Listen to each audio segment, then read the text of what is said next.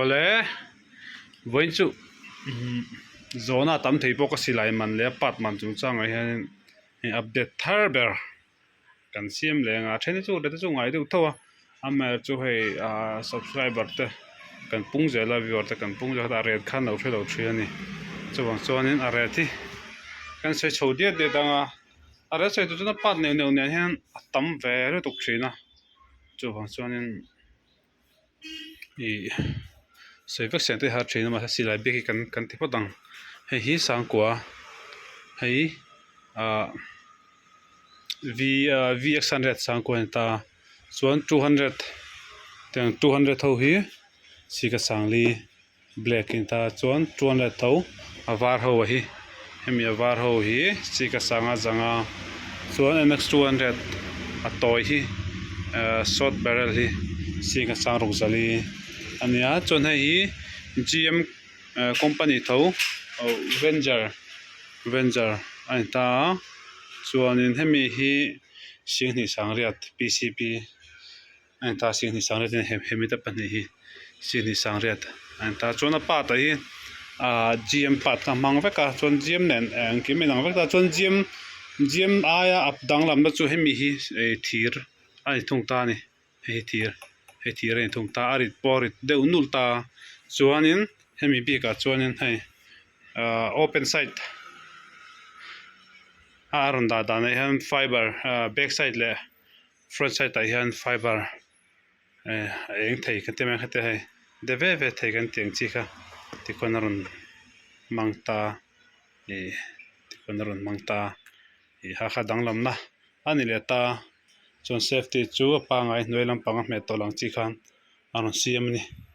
hi GM pen pa ngai ai khan hemi hi chu a reflect tiang ho Venger ho chu hi singni sangriat khani hemi ta pani hi singni sangriat ai ta chu hi chu PXX3 khai chu kan hria sa to khania singthum sang ni zanga hi chu anol puipon kan hria to ang chi khain ta chu PXX3 khania kan sei tong khanin X3 a chon silencer suppressor original kan halta hei ran pain company semi lei turam lo ti ka hria tur ania ke mai pun kan la mumik che lo le ran pa lei turang hi chu ari hi thup thai me ma chuan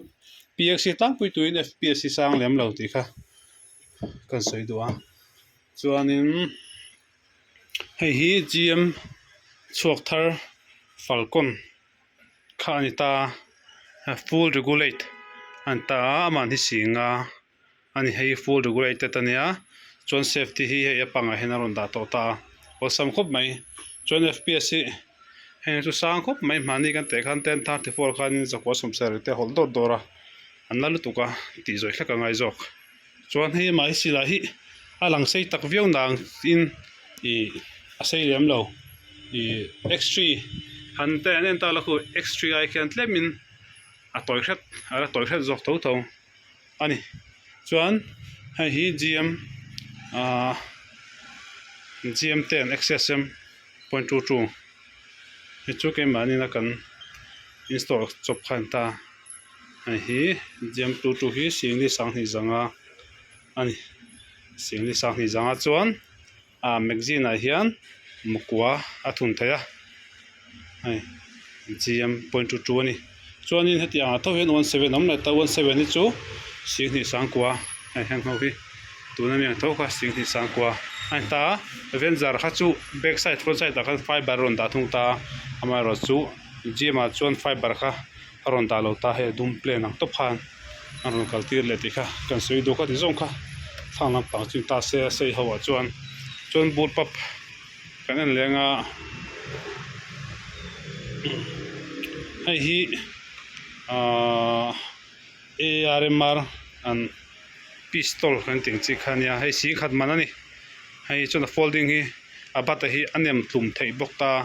toy te khan ti thei bok ani toy te khan ti thei boka hi ma hi sing khat man chuan nitro piston na ma hi spring ani lawa nitro ani ti kha kan soi duwa chuan hemi ta pani chu kan hria to thawin karinga PX 120 ron chuak thar ho khan ta he chu kan hria la to singli sang khaten ta chuan hen ho hi GM model ho khain ta chuan hei ngo hi sing thum sanga ai ta chun hei tu bi kan ta hi sing li sang le zanga hei GM carbon 0.22 ai ta mi bi ka hi chuanin hei safety new model chuanin a ron chok tar le chuanin hei lai hian safety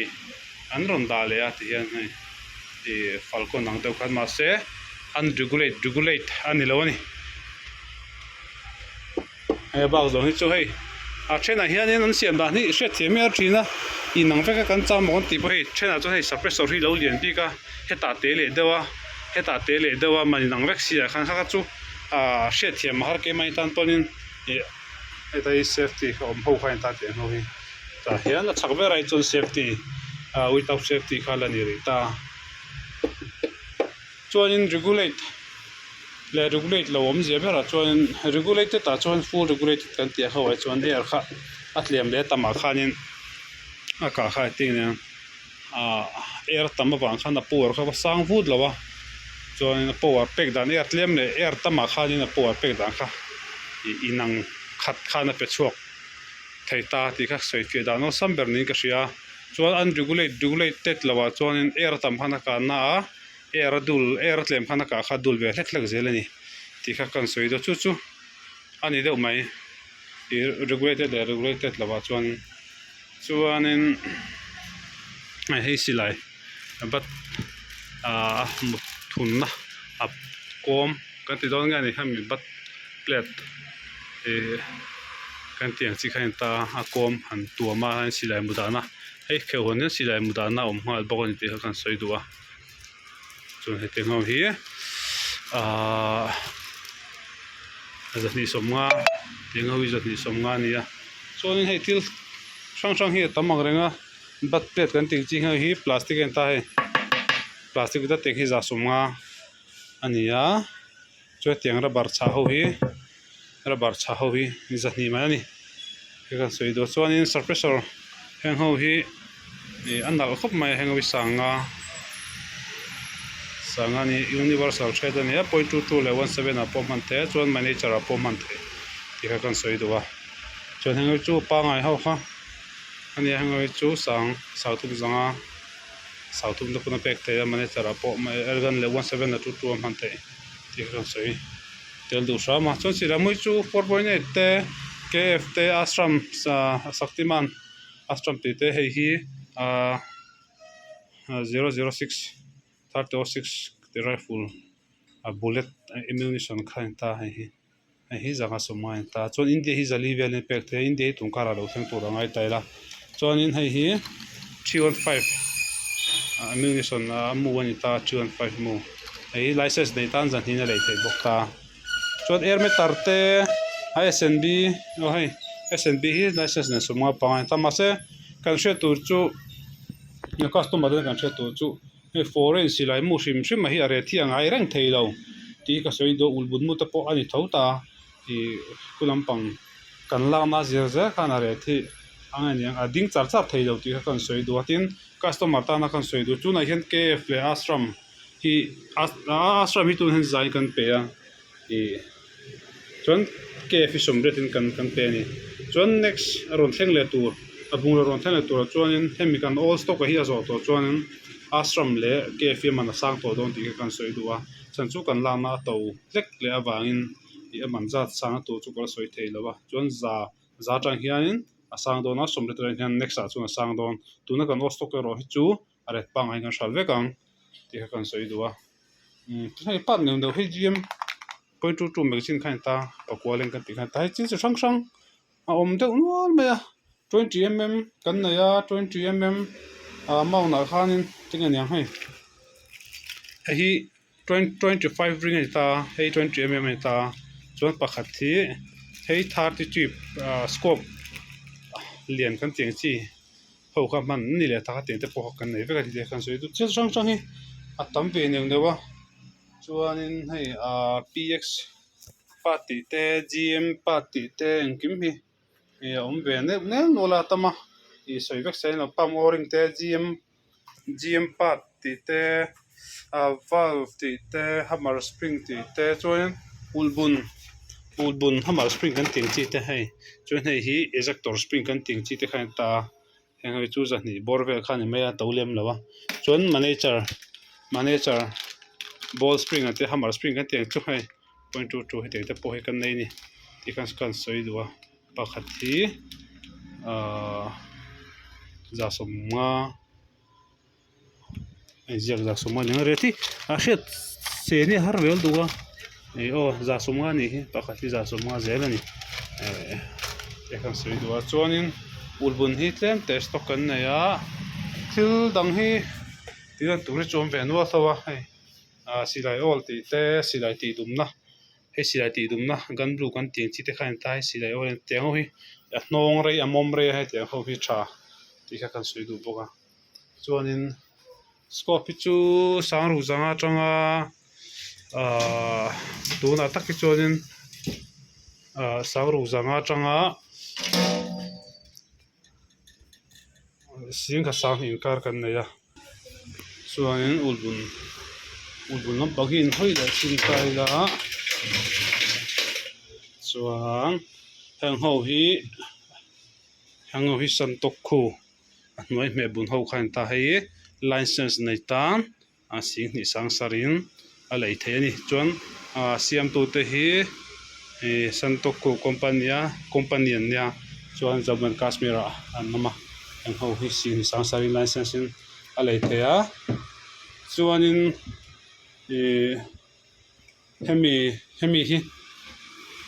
hemi bulbun te hi common lo khop maya hi azang boka ni aleklam vel hin nom khop maya hei a hlui ania mi vai ho silai hlui kan ting chi khania mi security ho bank le ti vel he tiang ho a ATM ti vela duty ho ken chi ho khan ta ken ang ho khan ta hi a hlui ai ta chuna nge thaya me ni ho hi hei sikhat le sang sarin license ni ta a lei the ni ti kha kan soi le du boka ti khan chiang rei a me bun na nia ti jong pon ti theya ti jong pon ti the ni ti kha kan soi duwa sikhat le sang sarin he thili a lei theya zang tho khop mai angil tha i chambar po a puam lem lawa puam lo barel po atle vur kha teng chi ve khani om je bera chuanin vai second hand chu asila ko ma hi lo thing do po ni sela i mi zo second hand ti mai ang tong moi lo ni lo sela kha tiang a chhelu tuk tong tuk ang kha om lem lo ti kha kan soi le lu bokani hela hianin thil pakhat ti le lok du kan ne a ai sling hi chi sang tam khop mai hai sling hi tam khop mai tiang ho a fan thei tiang la plastic om ho hi foreign ve kani bang heng chu to du he ka zanga nia heng hi zanga anta chon heng hi India heng ho chu za nin a pek bek the ka la sang oma he a dum te a kha ki rong kan ting chi te pa kho ma tiang ho sting hi kan nei thaboka chuanin a sui vel kan ti a khuk taka hi kan chale me boka India hi kan ka du che si lo India hi chu chato lo do thina chuan hei si lai mo pai na kan ti chi teng po hi kan nei teng ho hi zani somain kan zor me ka hadu tan chuan na lei thei ni ti kha kan sei du ai si lai pai na ko nga pai chi ani hei stock tam mai ti hian rema chuan ta khon chi sang holster pistol holster te po kha video ma sarama khan kan da to a teng te hi silai mo ko silai mo pai na ve kho ka nia chuan hei scuba nia hei scuba hi tun kuma siam sang ni som ni pathum mai tania chun kum som kum sang ni som thum pariat thleng kha kum som panga chuang ve kha anyang ngai ngam taka man hu na tiang chi khan ta hai an siam ni siam kum